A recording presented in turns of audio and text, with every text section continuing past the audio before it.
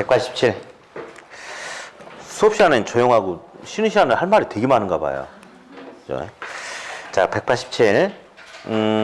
이제 양가요 7번 보니까 뭐 공간 균배 원리에 의한 점포유 유형별 입지가 있는데 뭐 그 용어 자체는 중요하지 않고요. 반가로 2번에 점포 유형과 입지가 있는데 별표 쳐놓으세요. 예, 별표. 먼저 동그라미 1번 제목만 밑줄 짝 읽으세요. 시작. 집심성 점포. 집 중심, 도심의 중심부에, 상권의 중심부에 입지한 형태, 백화점, 극장 뭐 이런 것들 있죠. 그래서 집심성 점포다라고 그렇게 이야기를 해요. 다음 동그라미 2번 밑줄 짝 시작. 집, 재 모여서 입지한데 이게 뭐냐? 이렇게 그러니까 이게 우리 법원 인근에 보면 변호사 사무실이 막 몰려 있죠.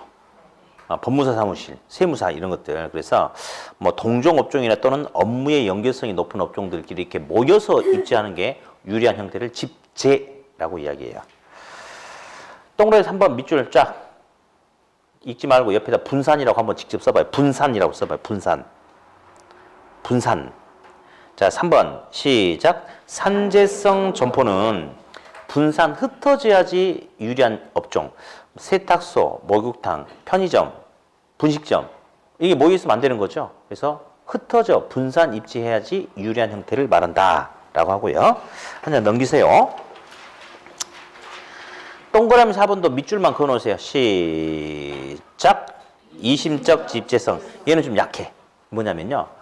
이렇게 뭐 철공소라든지 화원이라든지 목재소 이런 것들, 공구상 이런 것들처럼 이게 자기들끼리 군데군데 일부 이렇게 모여있는 거, 국지적으로 모여있는 형태를 국부적 집중성, 이심적 집재성 점포다. 그렇게 이야기합니다.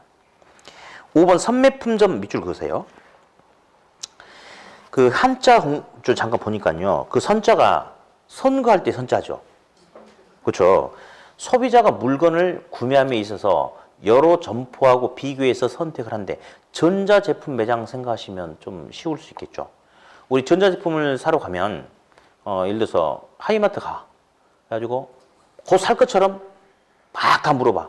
그래가지고 현금으로 하면 얼마까지 깎아줄 건 해가지고 얼마까지 해줄게요. 딱 하면 사 안 사? 안 사죠. 그리고 한마디 하고 나오죠. 좀 더 보고 올게요. 생각해보고 올게요. 이렇게 하죠.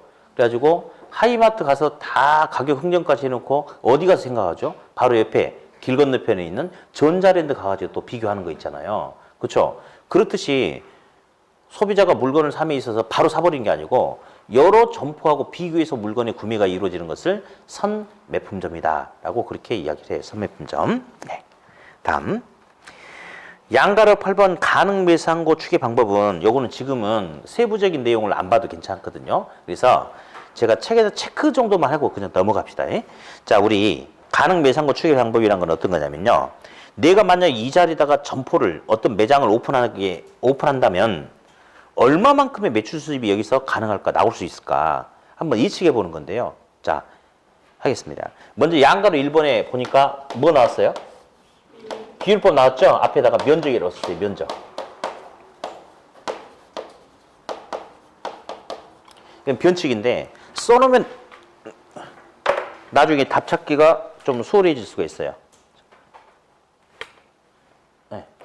자, 이제 어떤 식으로 나오냐면 이렇게 나옵니다.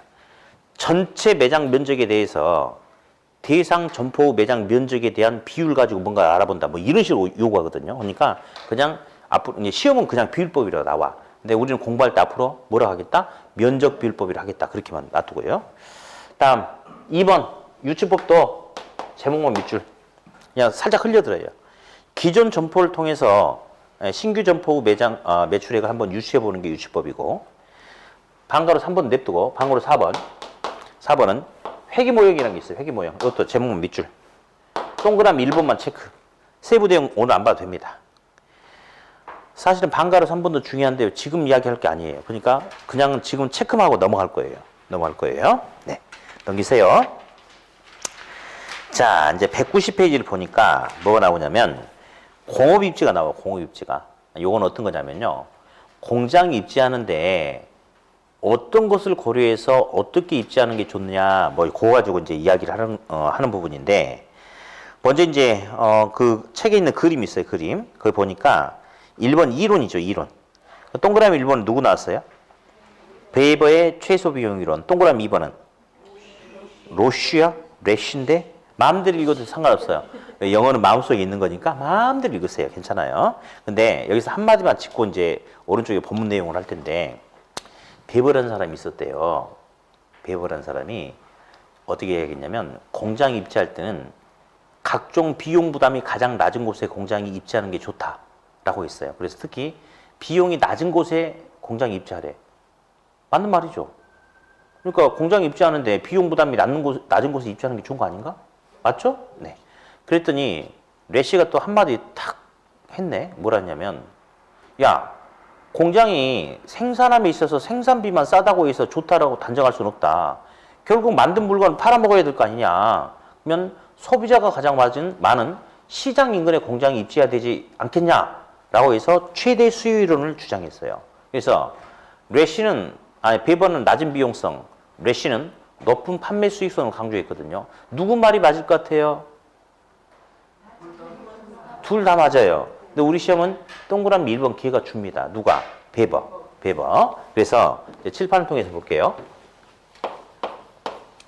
공업 입지. 이론. 베버의 최소 비용 이론. 레쉬의 최대 수익 이론. 베버는 낮은 비용성을 강조했고, 레쉬는 높은 판매 수익성을 강조했는데, 우리 시험에는 베버가 시험에 주가 됩니다. 그래서 베버는 또 이렇게 이야기했네요. 비용 3대 요인이 있다.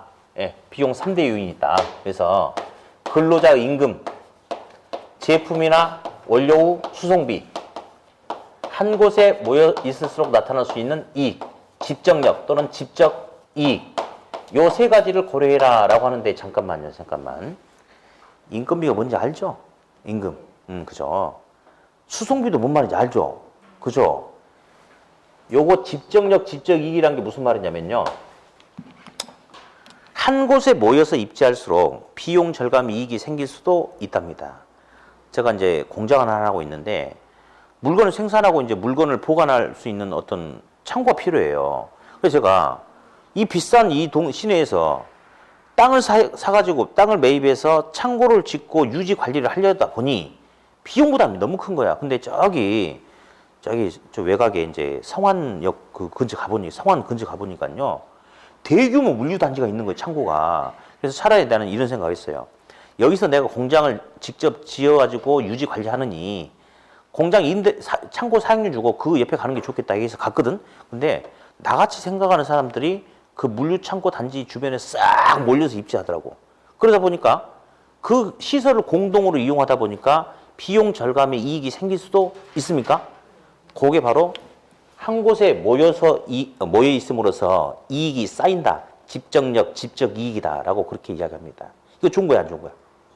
좋은 거죠. 아무튼 책에다 좀 이따 체크해 줄 거고. 베버는 가서 봐, 이 이론이 나온 지가 108년 전에 나왔네. 이 사람도 죽었겠네. 아, 그죠. 108년 전에 나왔으니까 죽은 거야. 잘 모르면 다 죽었다고 하면 돼요. 학교로 있는 사람들은 다 죽었으니까. 그러면 100년 전에 나온 이론이란 말이야, 이게. 100년 전에는 인건비가 그렇게 크게 작용하지 않았을 것 같은데, 노예도 있었는데, 노예도. 100년 전에는 인건비가 그렇게 크게 작용하지 않았어요. 그죠? 100년 전에 정부의 규제? 땅값? 웃기는 소리 하지 마라 그래. 100년 전에는 교통이 발달하지 않았죠?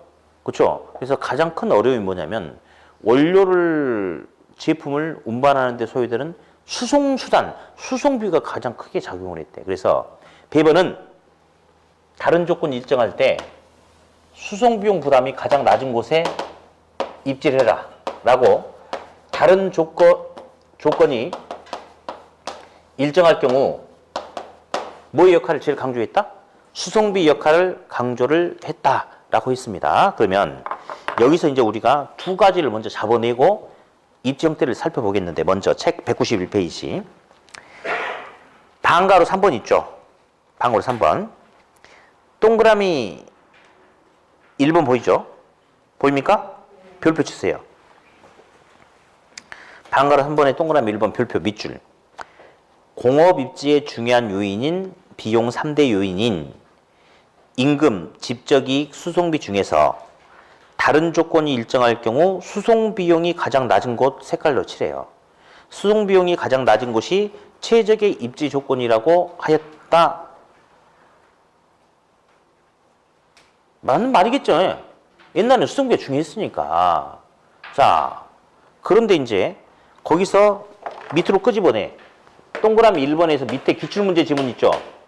기출지문으로 화살표 연결해놔. 이제 기출지문 한번 읽어볼 거예요. 베이버에 의하면 공장의 입지 요인인 수송비, 인건비, 집적 이익의 순으로 각 요인이 최소가 되는 지점에 공장에 입지하는 게 좋다. 틀렸거든요. 여러분 있잖아요. 여기 볼래요? 인건비를 싼 게 좋은 거 맞죠? 수송비를 싼 게 좋아, 비싼 게 좋아? 집적 이익은 큰 게 좋아, 작은 게 좋아? 이건 큰 게 좋거든. 그래 틀렸어요. 지금 이 지문이 뭐가 틀렸냐? 전부 다 최소가 되는 게 좋대. 아니야. 집적 이익은 비용 절감 이익이니까 작은 게 좋은 게 아니고 클수록 좋다. 일단 그 지문 틀렸나요? 맞죠? 그리고 이제 하나 더 시험에 나올 법한 게 하나 더 있어요. 계산 문제. 짜자잔. 오늘 프린트물 10번. 오늘 프린트물 10번 한번 펴볼게요. 10번. 자, 이제 칠판 봅니다. 10번 문제를 풀어보는데, 자, 보니까 수송비란 비용 요인도 있고, 그 다음에 인건비도 있고, 다 보지 마, 다 보지 마. 집정력이 있어요. 그랬을 때, A 지점, B 지점 이런 식으로 나왔는데, A 지점은 수송비 100, 인건비 400, 집정력 100, 이런 식으로 지금 쭉 나와 있고, B는 수송비 300, 200, 300. 자, 스톱. 주목. 자, 제발 잘 들으셔야 돼. 베이버가 뭐라고 했냐면요. 다른 조건이 일정할 경우에 인건비, 수송비, 집적이익 중에서 수송비가 가장 낮은 곳에 입지하라고 그랬거든요. 다른 조건이 일정할 경우에 그래. 이 A, B, C, D, E 지점이 있대. 이 지점 중에 베이버의 이론에 의할 경우 가장 최적의 입지는 어딜 것 같아요?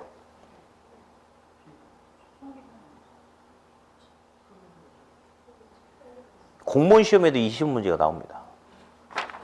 1번을 찍는 학생들이 태반이에요. 근데 1번을 찍은 학생들은 그래도 수업이라도 들어봤으니까 1번을 찍어. 왜? 수송비가 싼 게 좋다고 그랬잖아. 언제 수송비가 싼 게 좋다고 그랬어? 1번 아니야. 얘 보세요. 다른 조건이 일정할 경우에 수송비가 싼 게 좋다고 그랬어. 지금 봐봐. A, B, C, D, E 지역이 전부 다 인건비나 집적이익이 다 똑같아? 아니잖아요. 그러니까 무작정 그냥 막 수송비 싼 거 찍으면 안 돼. 계산해보는 거예요. 어떻게 해보냐면요. 여기 주목하세요. A 지점에 공장에 입지하게 된다면 수송비로 100이 나가요. 인건비로 400이 나가요. 500이 나가는 거 맞죠? 근데 비용 절감의 이익이 100이 생겨. 그러면 이것저것 다 고려했을 때 총 비용 얼마냐면 400이에요. 이렇게 하는 거예요. 이렇게. 다시 B 지역을 보니까 B 지역에 입지하면 수송비 300 나갑니까? 인건비 200 나갑니까? 500 나가는 거죠? 근데 거기서 비용 절감 이익 300이 비용이 줄어든대. 그러면 B 지역에 입지하면 얼마야? 200이야. 이런 식으로 가야 돼. 이런 식으로. 어디 C 해볼까? C? C는 400, 100, 500 들어가네? 맞죠? 500에서 200만큼 비용이 절감되니까 C는 300이네? D, 200, 500, 700 들어가는군요. 그 중에 300 줄어드니까 얼마? 400. E, 500, 600, 1100 들어가죠. 비용 줄어드는 거 400 줄어들었으니까 700이네? 자, 이렇게 했을 때 전체적인 최종 비용이 가장 적은 곳에 입지해야 되는 거야. 그러니까 답은 무조건 수송비가 싸다고 해서 A 찍으면 안 되고 어디가 제일 좋은 거예요?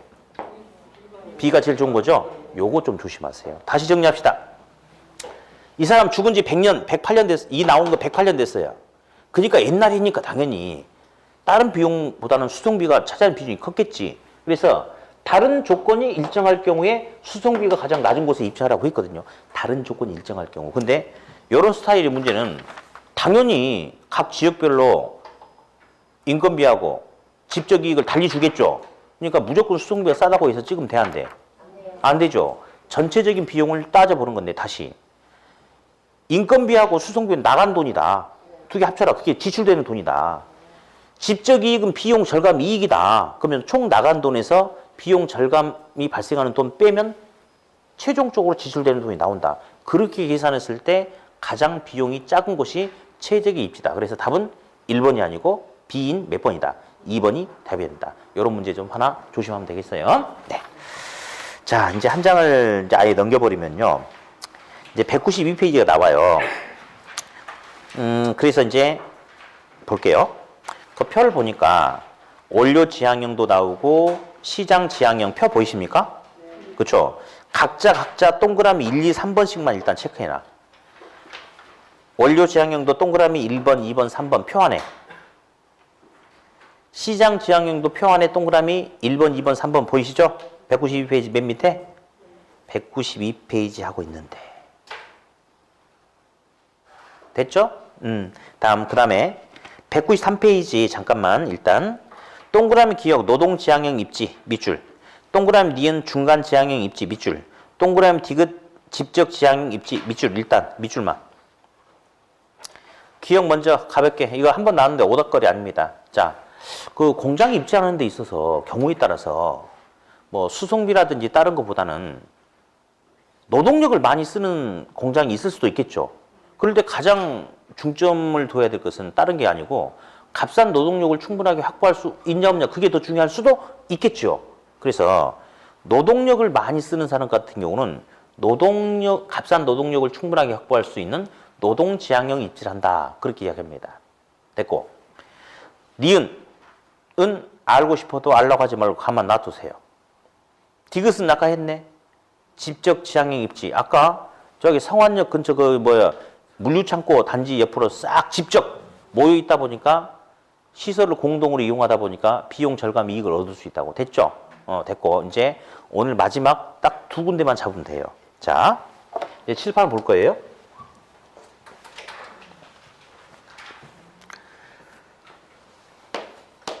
입지 유형. 자, 원료 생산지가 있습니다. 원료 생산지. 소비자가 있는 시장이 있어요. 원료 생산지와 시장이 이렇게 있다라고 합시다. 그럼 어디?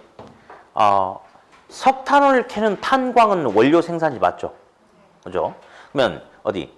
석탄을 캐가지고 소비자한테 줄 때 석탄을 줍니까? 연탄을 줍니까? 연탄을 주죠. 그럼 아마 원료 생산지인 탄광에서 소비자가 있는 시장 이전에 어디인가는 석탄이라는 원료를 연탄이라는 제품으로 만드는 공장이 있겠네. 맞죠? 그러면 원료 생산지 옆 인근의 공장이 입지한 형태를 원료 지향형 입지라고 합니다. 무슨 지향형? 원료 지향형 입지다. 그렇게 이야기를 해요. 다음. 소비자가 있는 시장 인근의 공장이 입지한다. 이런 식으로. 그러면 이걸 갖다가 무슨 지향형 입지를 할 것 같아요? 시장 지향형 입지다. 라고 이렇게 이야기를 합니다. 그러면 동그라미 3개만 치자고 그랬죠? 그렇죠? 동그라미 1번이 제일 중요하고 2번, 그 다음에 3번은 가끔 나와요. 우리 3번 먼저 합시다. 여기는 중요도를 써놓은 거고 간단한 거 먼저. 자, 어디? 그냥 여기 봐봐. 원료 부패가 심한 사람, 예를 들어서 복숭아 있죠?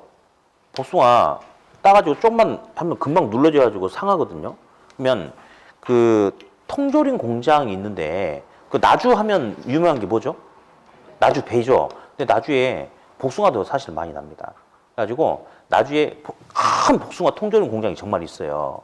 그러니까 그런 것은 원료가 금방 상하니까 원료 따자마자 바로 제품으로 가공을 해야지 오랫동안 보존할 수 있지 않습니까?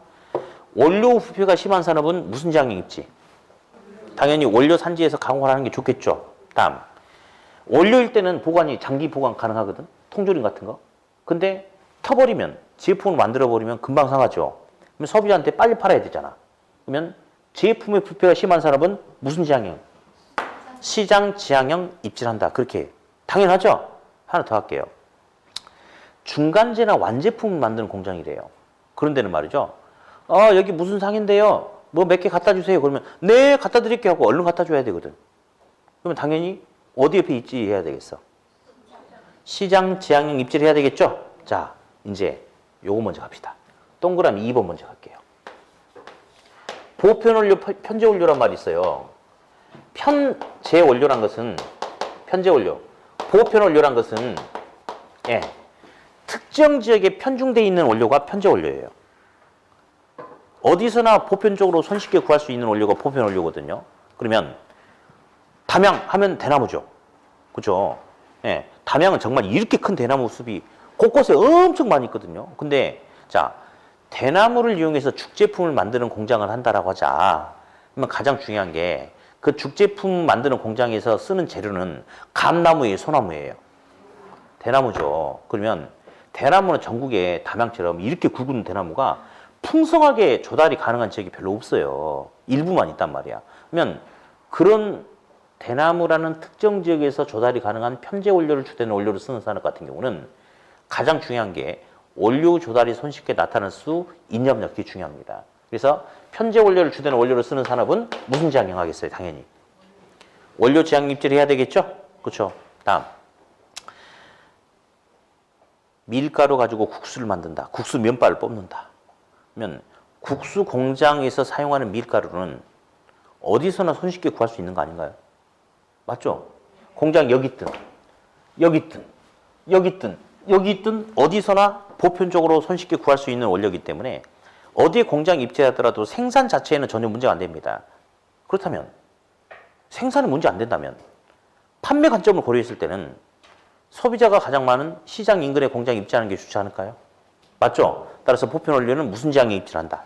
시장 지향에 입지를 한다. 다음 원료를 가지고 제품을 만들어요. 원료를 가지고. 네, 이런 게 있네. 원료는 큰데 제품은 작아지는 게 있어요. 그러면 크기가 작아졌죠. 부피가 작아졌죠. 무게가 작아졌대요. 그래서 이런 경우를 중량 감소 산업이다 라고 이렇게 이야기합니다. 중량 감소 산업 이렇게.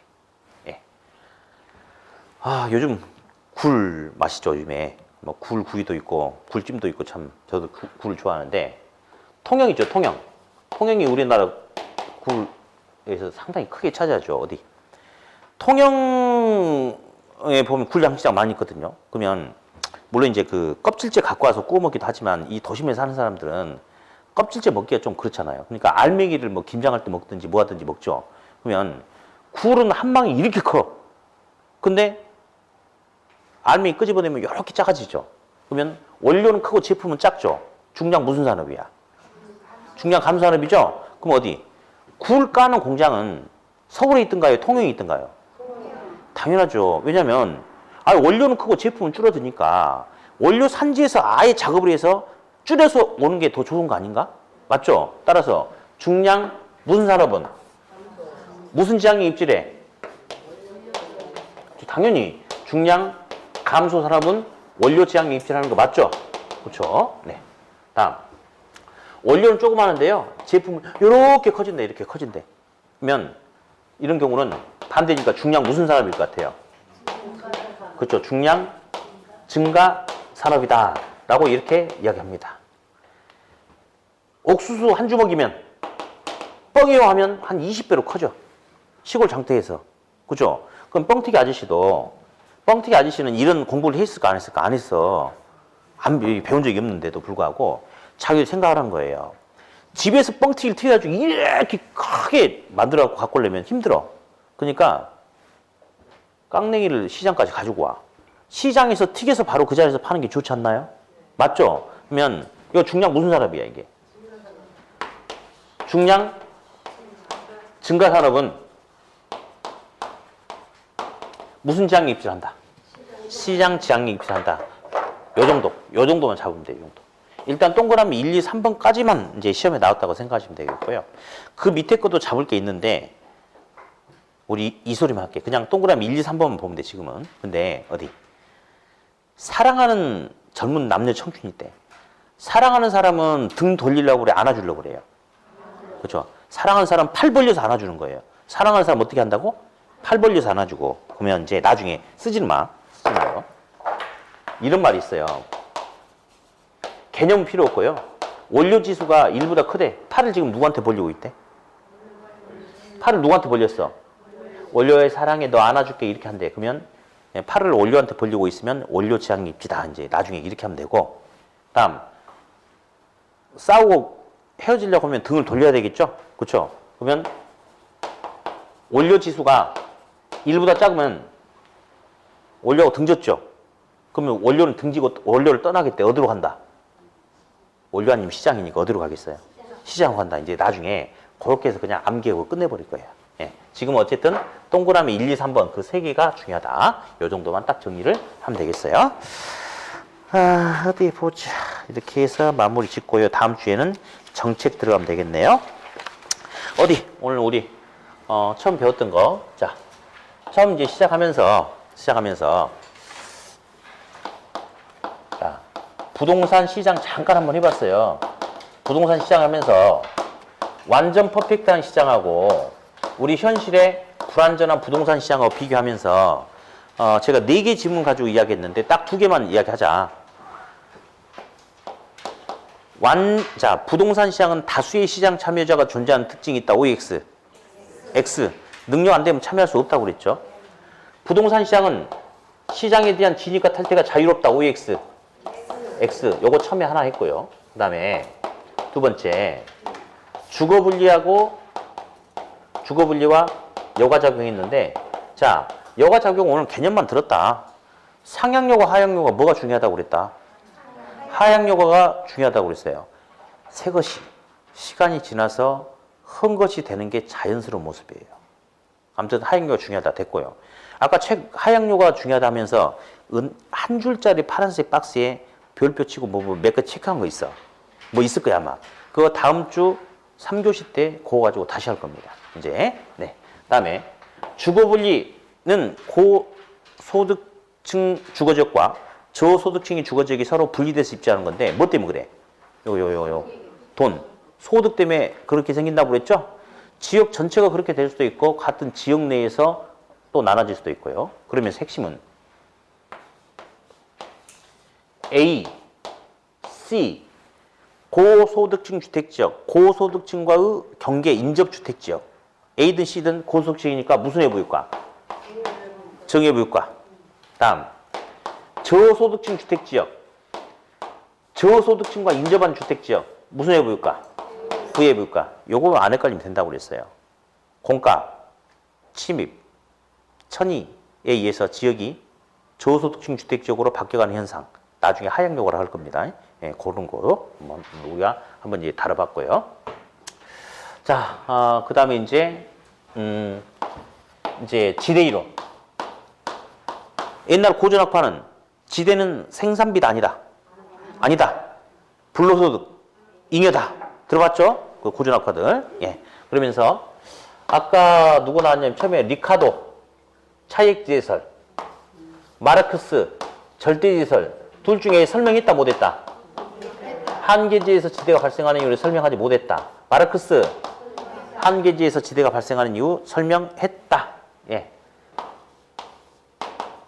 튀네. 위치에 따른 지대, 수송비. 수송비 절약분이 곧 지대다. 기억나요? 수송비하고, 거리하고 수송비는 비례, 반비례? 비례. 거리가 멀어질수록 수송비도 커지고. 수송비하고 지대는 비례, 반비례? 반비례. 그쵸? 예. 지금 순서대로 계속 물어보고 있어요. 근데 이제 나중에는 바꿔서 막 물어보면 헷갈린다? 근데 처음부터 그러면 안 되니까 이제 무조건 지금 순서대로 물어보고 있습니다. 아무튼 그래요. 다음. 입찰지대 이론 들어봤어요. 입찰 나오면? 그렇지. 최대, 최고. 그쵸? 똑같으면. 최대나 최고나. 입찰지대 이론. 입찰을 용도별로 최대 지불 능력에 의해서 결정된다고 그랬죠? 입찰 나오면 최소 지불 능력 이런 소리 나오면 돼, 안 돼? 최고, 최대 지불 능력을 연결했다. 이런 식으로 나와야 됩니다. 입찰하면 무조건 최고가 쓴 놈이 차지하는 거니까 그렇게 알아두시고요. 가서 아까 굴 따러 갔어요. 한번 해본 것 같은데? 굴 할 때 제가 가방에서 뭐 꺼냈다고 그랬죠? 그래. 그거 뭐야? 그래. 맞아. 꽃게기, 맞아. 아이고, 그게. 아니, 됐어요. 예, 괜찮고요. 빨리 수업이 끝났으면 좋겠어요. 꽃게기. 준지대 아까 들어봤죠? 준지대. 너네들 없는 도구를 나 혼자 가지고 있어가지고 나는 이번 주는 나만 이익을 많이 봤는데 다음 주 되니까 다 갖고 갔다?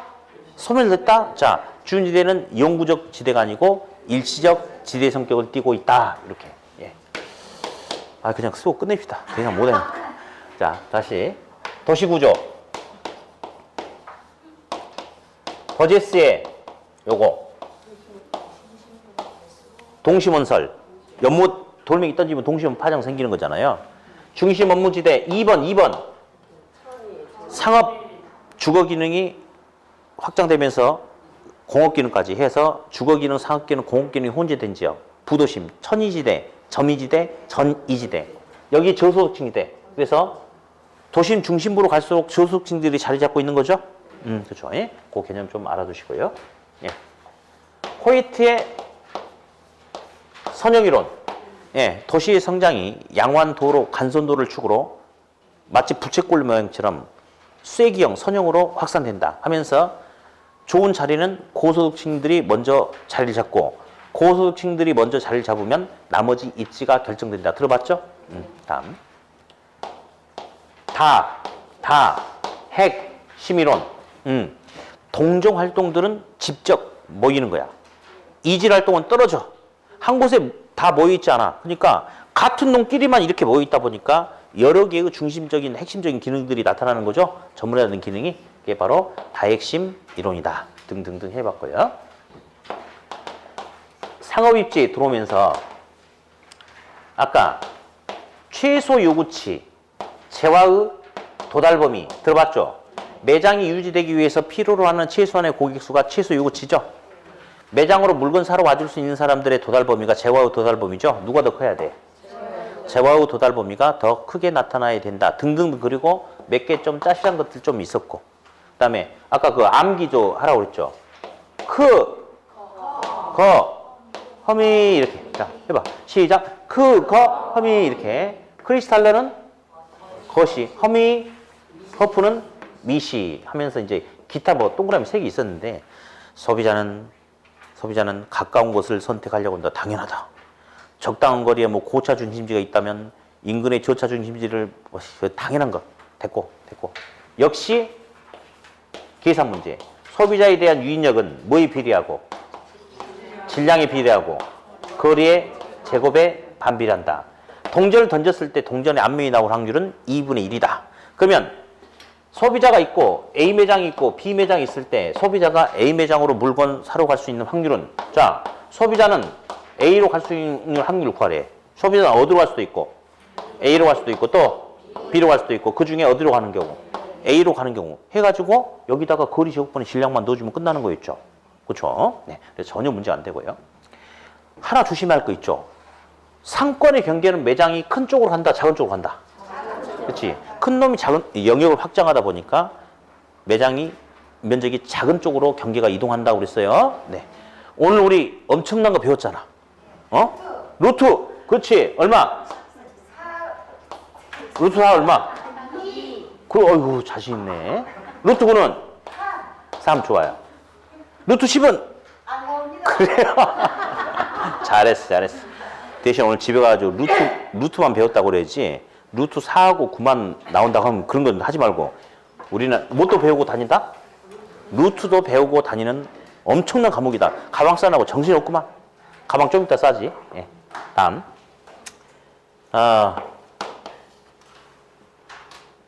대답해 이제. 여러 매장 돌아다니면서 비교해서 물건 고르는 게 무슨 점포?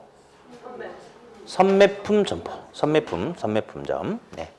다음에 극장이라든지 백화점이라든지 도시 중심부에 있는 것이 뭐야? 중심. 집심성 점포죠? 그렇죠? 업종들끼리 서로 분산 입지 떨어져 있는 게 뭐죠? 산재성 점포. 법원 앞에 변호사 사무실 막 세무 사무실 몰려 있네. 뭐야? 집재성 점포. 다음 화원, 철공소 이런 것 같은 경우는 군데군데 떨어져 있죠. 걔는 좀 덜 중요하다. 그래서 국부적 집중성, 이심적 집재성 점포다. 뭐 그 정도. 그 정도. 네. 다음 공업 입지. 베버하고 래시하고 누가 중요하다고 그랬어요? 베버. 예. 베버의 비용 3대 요인. 임금, 수송비, 집적 이익, 집적력 중에 베버는 다른 조건이 일정할 경우 뭐를 강조했죠? 수송비가 낮은 곳에 입주하라고 그랬죠? 근데 기사 문제 할 때는 무조건 수송비가 싸다고 해서 찍으면 안 돼요? 아까 해봤어요. 네. 전부 다 최소가 되는 게 좋아? 집적이익은 큰 게 좋아요. 비용 절감이 이익이니까. 네. 다음에 값싼 노동력이 충분한 곳에 입지하려고 하는 게 무슨 지향형? 노동지향형. 무슨 지향형? 노동지향형. 다음 공장이 원료 산지 인근에 입지하는 게 무슨 지향형 입지? 원료지향형. 소비자가 있는 시장 옆에 공장에 입지하는 것은 시장지향형. 제품의 부패가 심한 사람은 무슨 지향형? 항상 질문은 순서대로 가는 게 아니야. 엄마? 내 말 잘 들어봐요, 다시. 내가 잘못했다. 다시 할게, 그러면. 원료 부패가 심한 사람은 무슨 지향형? 원료 지향형. 그래요. 그래요. 항상 내 순서대로 물어봐야 되는데. 자, 제품의 부패가 심한 사람은 시장 지향형. 보편 원료, 이것도 또, 안 할 수 있죠? 자. 보편 원료를 주된 원료를 쓰는 산업은 시장 지향형. 특정 지역에서만 구할 수 있는 편제 원료를 쓰는 산업은 원료 지향형. 자, 통영 굴은 이렇게 많아. 근데 까면 쪼만해져요. 중량 무슨 산업이야? 중량 감 산업은 아예 원료 산지에서 줄여서 오는 게 좋죠. 뭐? 원료 지향형 입지죠? 그렇죠? 이제 대답하지 마. 힘들어. 헷갈리네. 자, 원료는 조그맣고 제품 커지죠? 뻥튀기처럼. 그런 것 같은 경우는 시장까지 조그만 원료를 가지고 와가지고 시장에서 튀겨서 파는 게 좋지 않겠습니까? 중량 증가 산업은 무슨 지향형? 시장 지향형 입지. 예. 보니까 강의하면서 설명하는 것보다 마지막 시간에 총정리하는 게 더 힘든 것 같아요. 예. 그래요. 오늘 날씨가 추워서 그런 것 같고 다음 주엔 잘할 수 있죠? 진짜 잘할 수 있죠? 그래요. 자, 오늘 고생 많이 하셨고 날씨 추우니까 조심히 돌아가시고 다음 주에 다시 뵙겠습니다. 예. 수고하셨습니다.